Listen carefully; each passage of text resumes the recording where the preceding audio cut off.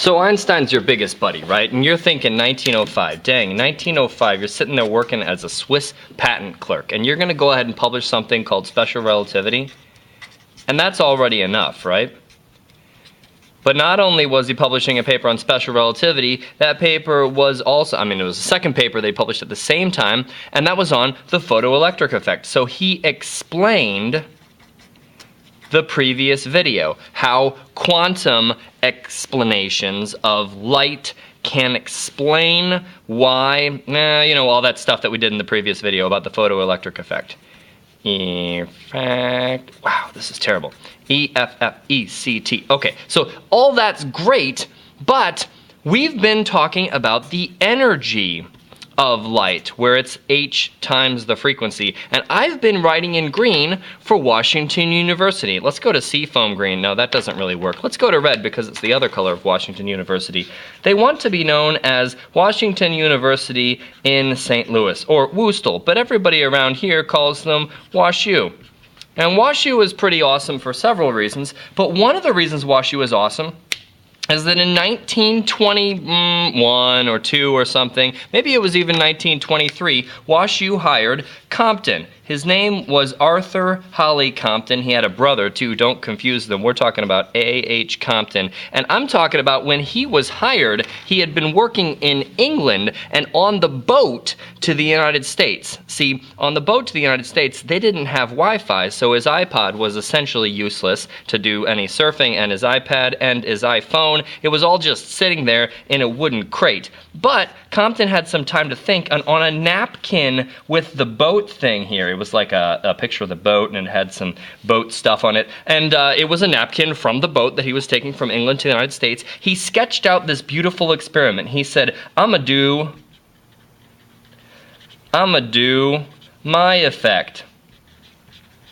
And they named it the Compton effect because that was what Compton wanted to call it. Compton was an incredible man, and I've actually seen and sat in a room with many times his death mask. So he's sitting there, dead and all, and you can see his bronze death mask if you go to WashU. So go to WashU, see his death mask, sit in front of it, and think about how that feels. He died in 1962, but in the meantime, he was working in the hall that's kind of right up the center from the quad, and he was working in the basement. He was working so hard to set up this Compton effect that his wife would come in and bring him dinner through the basement windows, and he wouldn't even leave the basement. He was there all day and all night for a very long time, I don't know, a year or two, and that's cool because he won the Nobel Prize for this work. It was a fantastic idea that he had on a boat, sketched it out, made it happen. That's how you do science. So in 1923, this experiment was performed, and the idea is this. He had an electron sitting here. Don't ask me how he got an electron, but it is supposed to be a free electron just sitting there. Probably it was on something or in something. And then there's this wave particle thing. Well, he sent light at it, and he sent light in the form of X-rays at it. So here's an X-ray going towards an electron. And what's about to happen is the X-ray is going to hit the electron, and the X-ray will come out like, here, let me give you a dotted line right here. There's going to be a collision, and I'm going to define my axes to be like this. I'm going to say that way is the X-axis, and this way is the Y-axis.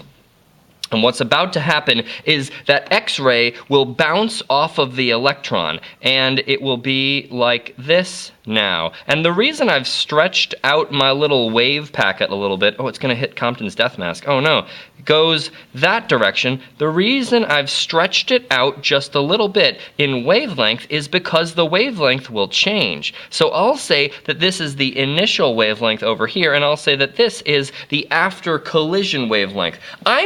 Look, I'm going so quantum with this light ray that I'm saying I can send a single photon in, and like a billiard ball, it will bounce off of the electron. Now what's that electron going to do? If the photon's coming in even and going out up a little bit, you can bet that that electron is going to go down a little bit. Let's show the electron's eventual path like this. And, well, let's continue this dotted line here and define some angles. I'm going to say that angle right there we could call theta, and I'm going to call this angle right here, which way did the electron go, phi. And I don't want to tell you why, but we can't tell where that electron ends up going.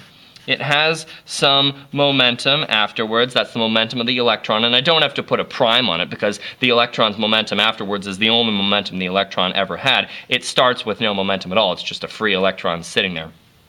And the photon comes out with some momentum. Oh, does light have momentum? Is that even possible? Yeah, I guess it does. Its momentum is h divided by lambda. So this is the initial momentum of the photon coming in. And afterwards, if we're looking at momentum conservation, I guess I'm thinking about momentum conservation. Let's get ourselves a little bit more room. If I'm thinking about momentum conservation, I can conserve momentum. Sorry, this is kind of loud. I can conserve momentum in the x direction, and I can conserve momentum in the y direction. And I probably need to do both of those. I need to conserve momentum in the x direction and in the y direction. So I'm going to say p in the x direction, and I'm going to get this equation. It looks to me like the momentum over here is going to be h divided by lambda. And that is the initial momentum in the x direction. Afterwards, I'm going to have this funny thing here. I've got this angle, and I know the angle because I can see where the I can see where the photon ends up afterwards. X-rays have this cool thing where they interact with film, and you can see where they hit stuff. It's called X-rays. Oh, that's a great idea to call it what it is. Super. So I'm going to say that after the collision, we've got h over lambda prime, right? Because that's the momentum of this guy, but it's not totally that in the x direction. That's this component right here, which is h over lambda prime, if I'm talking about momentum in the x direction of the photon after collision. Wait a second. Do you realize what I just said? I said that this particle of light hits an electron and changes color. See, the wavelength has changed, which means the frequency has changed, which means this is not the same color light as it came in. Wow, it came out with a different color from what it came in with. So I'm going to say h over lambda prime right here, but I need to find this part right here, and it looks like to me that's going to be the cosine of theta. That's the x component right here. So I've got h over lambda prime cosine theta. Now that's the conservation of momentum in the x direction considering only the photon. Remember, our electron just got some momentum also. So it's going to be plus the momentum of the electron, but then I need to multiply the magnitude of the momentum of the electron times the cosine of phi, right there. We could do that, but I think that will just mess things up. So I'm going to say cosine of phi. And then momentum conservation in the y direction is a little bit simpler because, colon, I'm going to show you the momentum conservation in the y direction. What is the momentum in the y direction of the initial situation, this photon coming in? Nothing at all.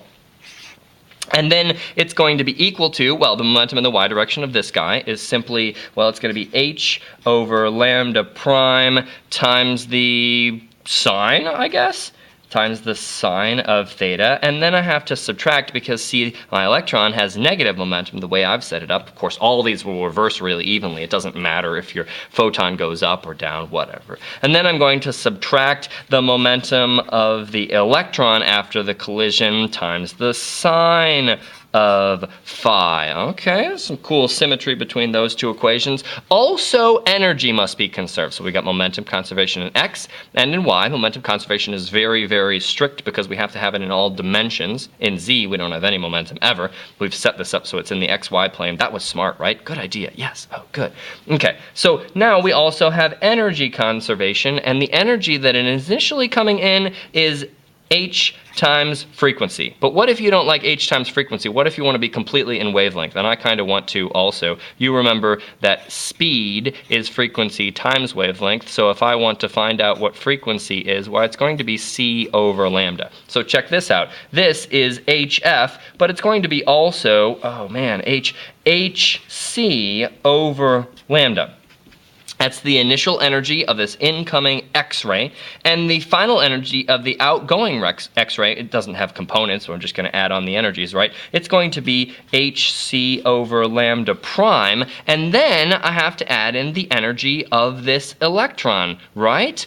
Ooh, the energy of the electron. What are you going to say? That's kinetic energy of the electron? Yeah, it is the kinetic energy of the electron, but how does kinetic energy relate to momentum? Let's see if it could be p squared over 2m. Let's see. Momentum is m times v, so this is m squared v squared. And if I divide it by 2 times m, then my m's are going to cancel right there. I get 1/2 mv squared. Oh, so kinetic energy is p squared over 2m. So I'm going to say this is plus the momentum of the electron squared divided by 2 times the mass of the electron. So the mass of the electron plays into my calculation. That's a little bit interesting. And the speed of light plays into my calculation. What we've got here is we've got 3 equations, clearly, and we have 3 unknowns. Let me list for you the things that we don't know. Well, we know h already, right? We know the speed of light, and we know the incoming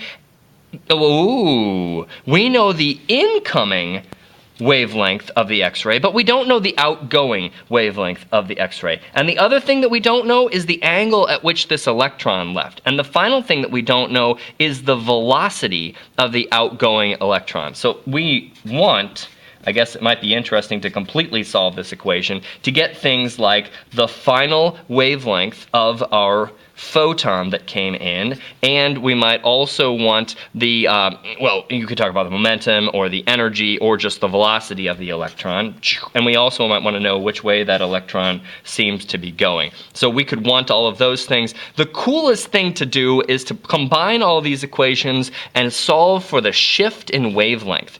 And that, I'm gonna take this sheet away right now. I'm gonna tell you that the shift in wavelength, this is how much the wavelength of, this is like a color change. There's color changing here. That's going to be, I'm going to say that it's the final wavelength minus the initial wavelength, and that turns out to be h over the mass of the electron times c times 1 minus the cosine of theta. So this shift in wavelength, the shift in wavelength depends on the angle at which the photon comes out.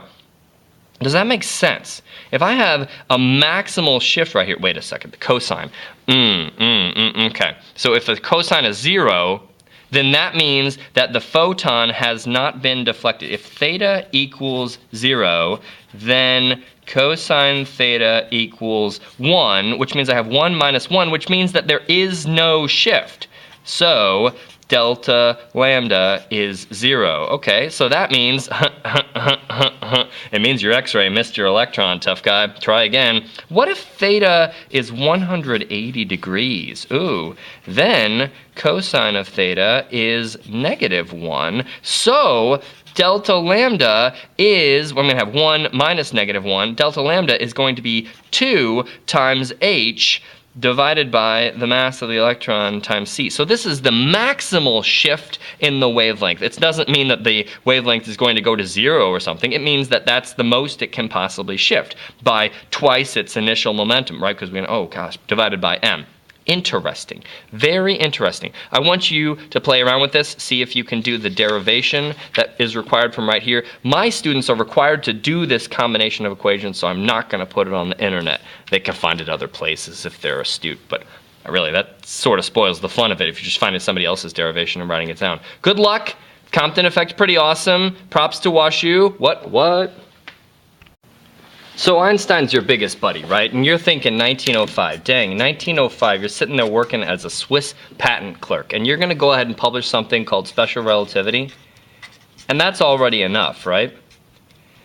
But not only was he publishing a paper on special relativity, that paper was also, it was the second paper they published at the same time, and that was on the photoelectric effect. So he explained the previous video, how quantum on it, and it was a napkin from the boat that he was taking from England to the United States. He sketched out this beautiful experiment. He said, I'ma do my effect. And they named it the Compton effect because that was what Compton wanted to call it. Compton was an incredible man, and I've actually seen and sat in a room with many times his death mask. So he's sitting there, dead and all, and you can see his bronze explanations of light can explain why, you know, all that stuff that we did in the previous video about the photoelectric effect. Effect, wow, this is terrible. E-F-F-E-C-T. Okay, so all that's great, but we've been talking about the energy of light, where it's h times the frequency. And I've been writing in green for Washington University. Let's go to Seafoam green. Now that confused them. We're talking about A.H. Compton. And I'm talking about when he was hired, he had been working in England and on the boat to the United States. See, on the boat to the United States, they didn't have Wi-Fi, so his iPod was essentially useless to do any surfing, and his iPad and his iPhone, it was all just sitting there in a wooden crate. But Compton had some time to think, and on a napkin with the boat thing here, it was like a picture of the boat and it had some boat stuff. Doesn't really work. Let's go to red because it's the other color of Washington University. They want to be known as Washington University in St. Louis, or Woostle, but everybody around here calls them WashU. And WashU is pretty awesome for several reasons, but one of the reasons WashU is awesome is that in 1921 or 2 or something, maybe it was even 1923, WashU hired Compton. His name was Arthur Holly Compton. He had a brother too, don't confuse.